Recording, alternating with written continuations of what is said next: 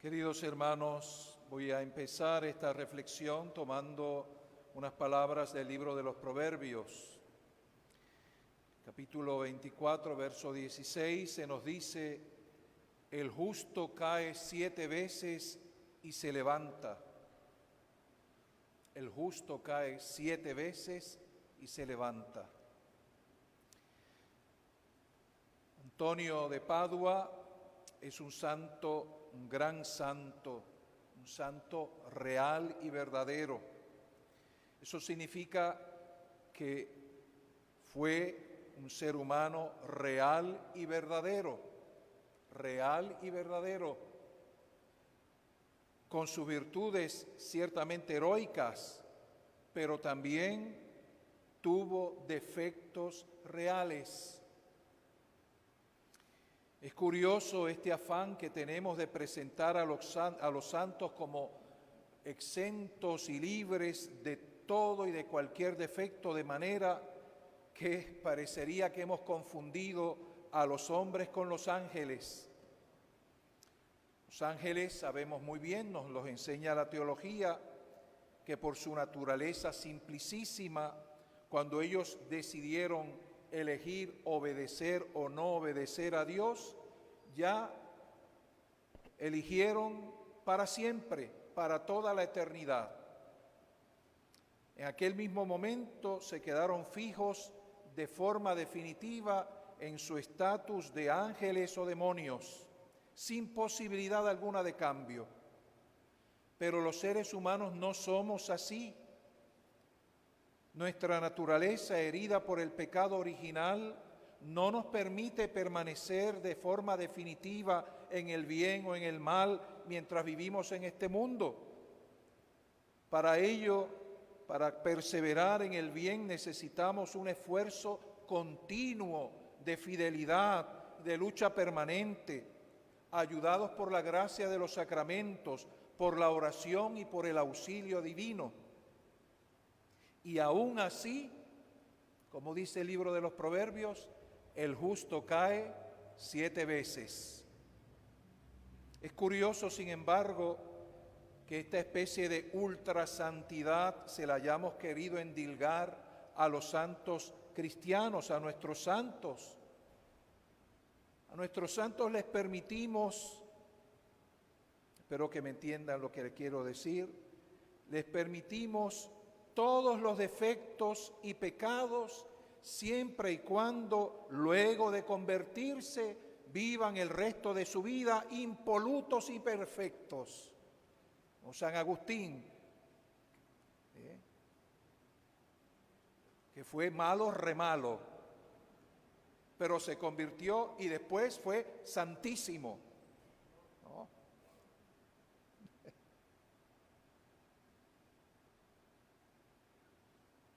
Hermanos, esa no es la realidad.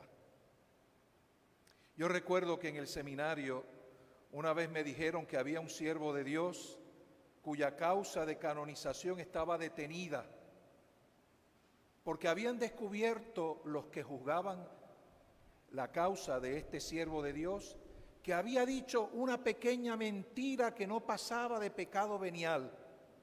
Y aquella mentira que no pasaba de pecado venial había sido suficiente para que los que juzgaban si debía seguir adelante o no la causa de este candidato a la canonización, se detuviera esa causa. Porque bueno, hombre, ¿cómo vamos a permitir que siga adelante la causa de una persona que lo vamos a poner como modelo?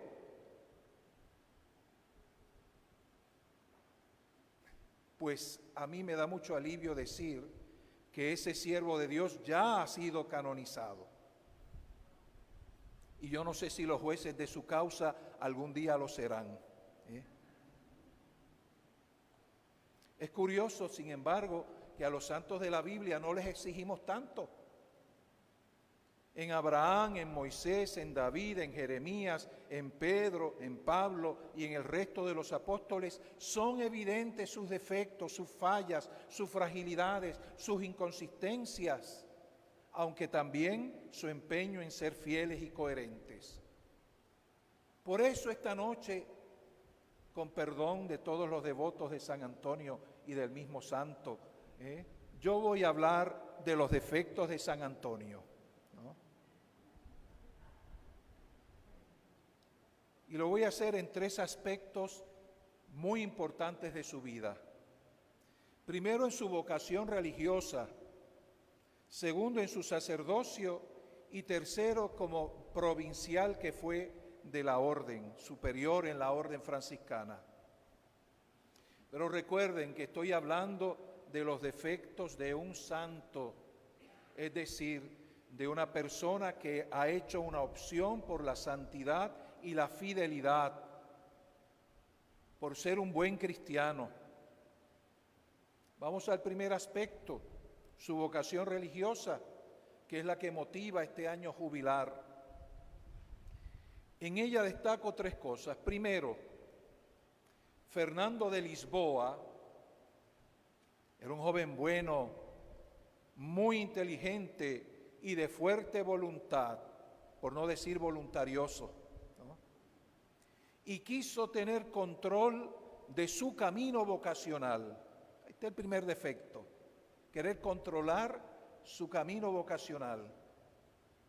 Primero como canónigo regular de San Agustín y luego como fraile menor. Como canónigo, procurando ser enviado a un convento donde pudiera alejarse de la familia y los amigos que le distraían de su vida de oración y de estudio, para poder dedicarse a ambas cosas, la oración y el estudio, y santificarse sin el fastidio de atender a las pequeñas o grandes molestias que vienen cuando se tienen familiares y amigos. Se fue allí a Coimbra, un santuario y un convento precioso. Aquello se convirtió en su torre de marfil, pero de allí le arrancó el Espíritu Santo, como decía yo en la confirmación en esta misma parroquia hace unos días. De allí le sacó el Espíritu Santo, atrayéndole a una vida totalmente distinta, la de la vida religiosa, itinerante y misionera de los frailes menores. Entonces pasa de ser canónigo regular de San Agustín a ser franciscano, fraile menor. Pero siendo ya franciscano, todavía quería seguir controlando su proceso vocacional. ¿En qué sentido? Tuvo que pasar por 2 momentos de gracia hasta que aprendió a no ponerle condiciones a Dios. Primero tuvo que renunciar a ganarse el cielo a golpe de espada sarracena, como los primeros mártires franciscanos. Santa Teresa, muchos años después, diría que la mejor manera de ir al cielo es que te tumben la cabeza por la fe, ¿no? Vas directito, no tienes que pasar mucho trabajo. Y San Antonio quiso ser mártir, como los primeros franciscanos, mártires que atrajeron su atención y que le impulsaron, en realidad el Espíritu Santo, a dejar a los canónigos para hacerse franciscano. Pero Dios le arruinó los planes a Antonio. ¿Y saben cómo lo hizo? Con un mosquito. Un mosquito lo picó allá en Marruecos, le dio malaria y se acabaron los sueños del martirio. El que quería morir por la espada del sarraceno, del musulmán, se tuvo que conformar con la picada de un mosquito. Dios tiene buen humor, ¿no? Entonces cogió un barco, también quiso ir a donde quiso ir, y el Señor le mandó como a Jonás una tormenta. Y el barco llegó a otro sitio, a las costas de Italia. Estando ya en Asís, lo envían a un lugar remoto, a un eremitorio escondido en el monte llamado Monte Paolo. Y allí tuvo otra intuición, otra genialidad de Antonio, que todavía no acababa de entender. que Dios es el que manda en la vida. Uno se tiene que abrir a la voluntad divina. Y entonces encontró aquel lugar fantástico, un lugar precioso, tranquilo, sosegado, donde experimentó las delicias de la contemplación. Y parecía que allí era donde lo quería el Señor, allí él pensó esconder de forma permanente el tesoro de sus talentos. Pues de allí también le sacó Dios. Mediante la ausencia del predicador al que le tocaba dar el sermón importante en la ordenación de unos frailes. No llegó el predicador y cuando le decían a los que estaban allí, prediquen ustedes, sobre todo un grupo de dominicos que estudian mucho, que saben mucho de teología y de predicar, porque por algo son la orden de los predicadores, ¿verdad? Pues los dominicos dijeron, no, yo para allá no voy, yo no me he preparado, yo no he estudiado para el sermón. Tenían miedo, tenían mucha sabiduría, les sobraba ciencia, pero le faltó en ese momento confianza en la providencia divina. Ninguno quiso predicar hasta que el superior le dijo al pobre portugués, aquel que estaba allí, dijo, Antonio, por favor, ayúdanos. Y Antonio obedeció, dejando a todos asombrados con su sabiduría. Yo podría decir que a partir de aquel momento, Antonio dejó mano libre al Señor y se inclinó con docilidad a la voluntad divina manifestada en la voz de sus superiores, de su ministro, en este caso del guardián de la casa. Hasta ahí hablo de los defectos, entre comillas, de Antonio en su proceso vocacional, hasta que encontró el lugar donde el Señor le quería y dejó hacer al Señor. En su vida sacerdotal también hay un defecto que yo vinculo a uno de sus milagros más famosos, la restitución del pie cercenado de un joven. Creo que habrán oído de ese milagro, si no yo se lo repaso ahora. Es un milagro sin duda prodigioso. Ni Jesús en el Evangelio restituyó un miembro cortado a nadie. Es un milagro digno de la gloria de Antonio, del gran San Antonio, si no fuera porque él mismo fue el causante de aquella tragedia con final feliz. ¿Recuerdan el episodio? Un joven acababa de confesarle a Antonio que le había dado un puntapié a su mamá.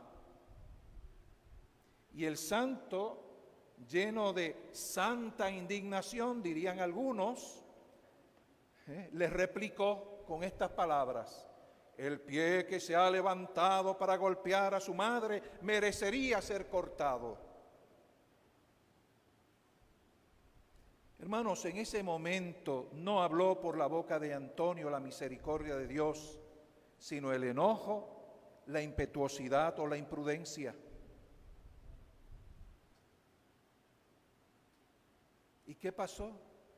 Aquel joven salió del confesionario lleno de remordimientos, no de arrepentimiento, y tomando las excesivas palabras del confesor a la letra, al llegar a casa, él mismo se cortó el pie con un hacha.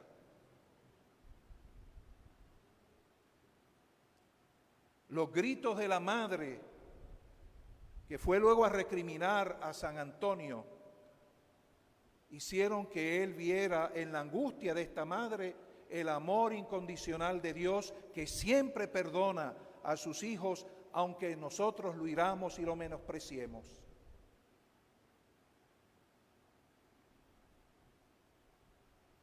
Suerte tuvo aquel joven de que su confesor, con todo y defectos, era un gran santo, que arrepentido de su imprudente indignación como confesor, le mostró la misericordia de Dios con la curación.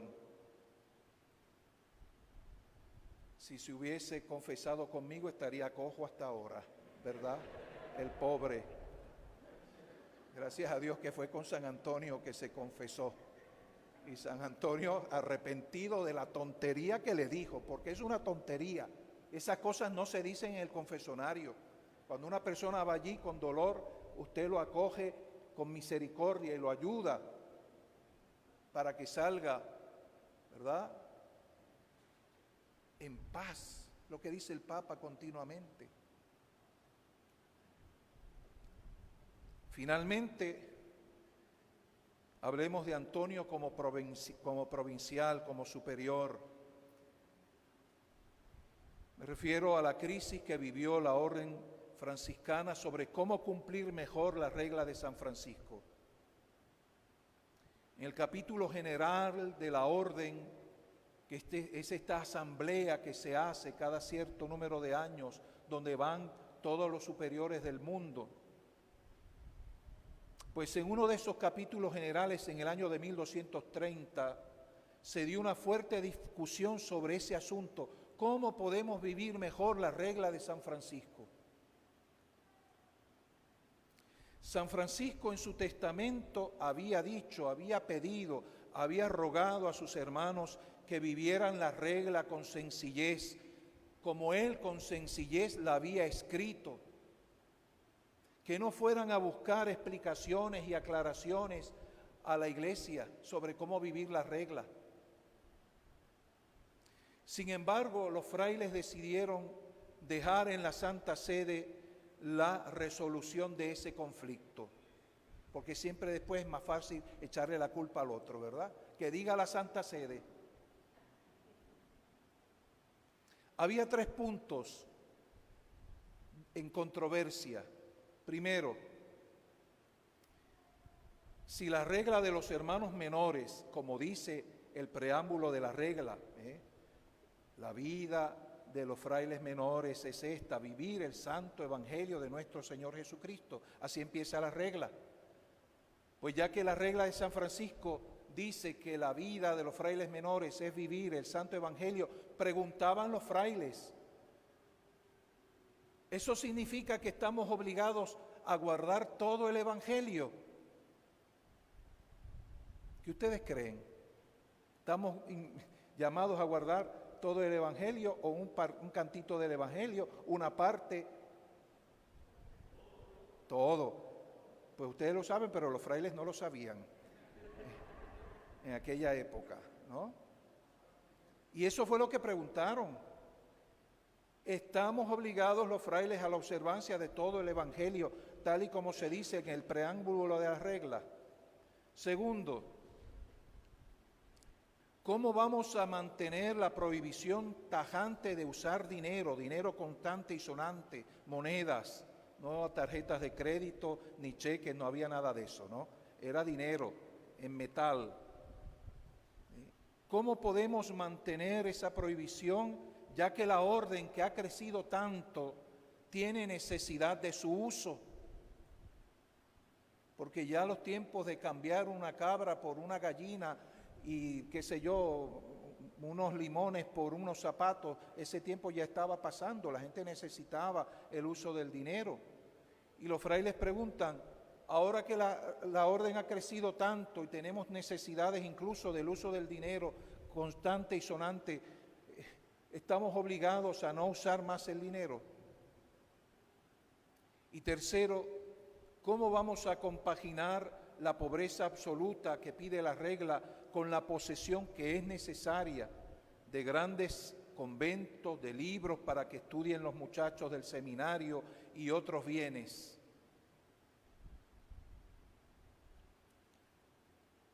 Son preguntas importantes. ¿Tenía que resolverlo la Santa Sede? Yo creo que podía haberla resuelto los frailes. Pero ellos decidieron enviar un comité al Papa Gregorio IX para pedirle una respuesta. En la fecha del 28 de septiembre de 1230 apareció un documento oficial del Papa, una bula llamada Quo Elongati, y en ella el Papa establecía 3 cosas.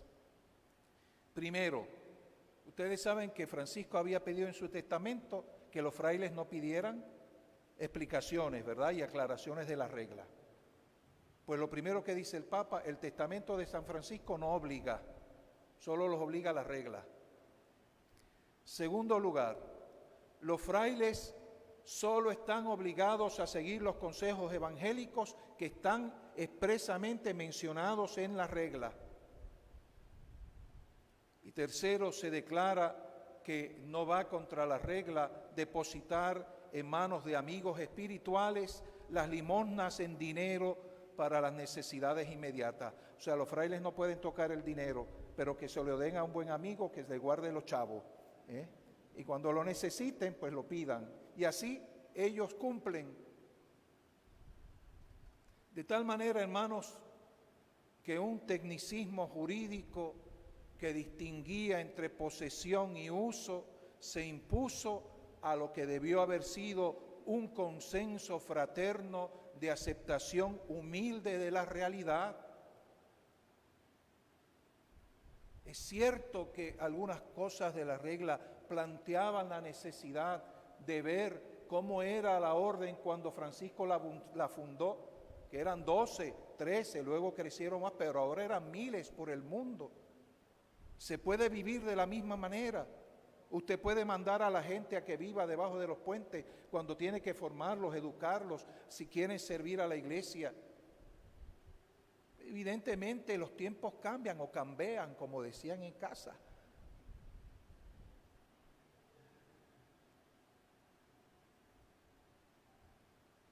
No había que pedir a la Santa Sede una explicación, y mucho menos con esta solución, ¿verdad?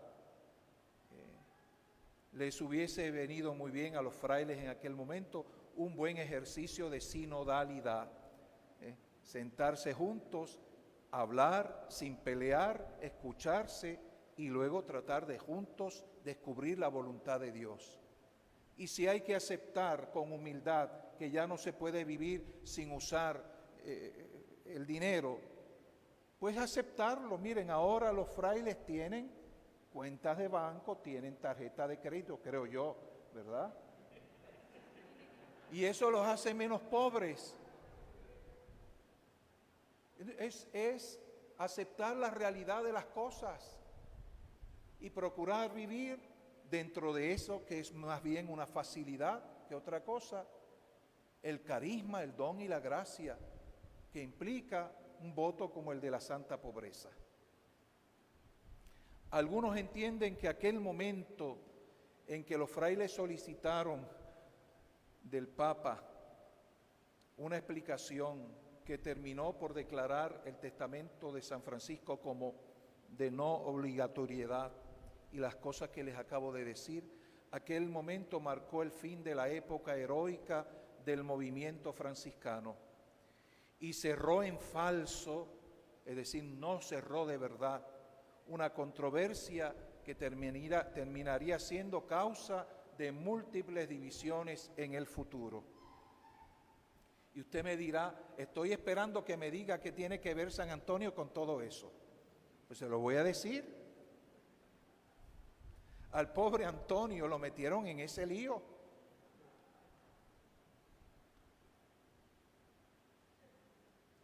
Y él fue parte de la delegación que acudió al Papa Gregorio a pedir las aclaraciones sobre las reglas.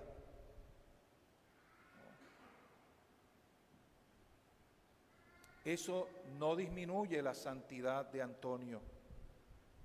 Más bien significa que aun siendo un gran santo, también tuvo defectos. Y aunque vivió personalmente en perfecta observancia de la regla, él personalmente creyó sinceramente que eran razonables las preocupaciones jurídicas de los otros provinciales. Antonio, como hemos visto, trató siempre de hacer la voluntad de Dios. Y cuando descubría que se había equivocado, procuraba enmendarse. Lo vimos con su vocación, lo vimos con aquel joven que confesó. Lamentablemente, su muerte prematura en 1231, al año de haberse promulgado aquella bula del Papa Gregorio IX, no nos permite saber qué hubiese opinado Antonio después de una reflexión más sosegada y serena sobre aquel penoso asunto. En realidad, hermanos, en San Antonio se cumple el texto de Proverbios: el justo cae 7 veces. ¿Y cómo termina? Y se levanta.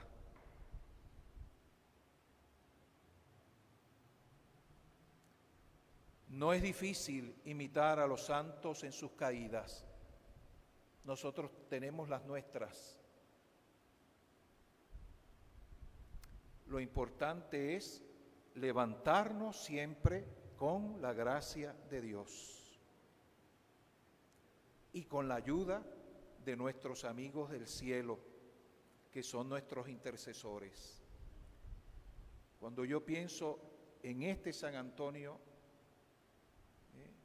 que es tan real como el San Antonio que hizo múltiples milagros y predicó con eficacia la palabra de Dios, me siento, por lo menos yo, con más confianza de acercarme a él y pedirle su ayuda y decirle: Antonio, tú que pasaste también tus momentos difíciles, tus pruebas, que cometiste errores, a ti me encomiendo, dame tu ayuda, dame tu gracia, intercede por mí, para que aunque yo caiga 7, 10, 20 o 30 veces, como tú, pueda siempre levantarme para la gloria de Dios.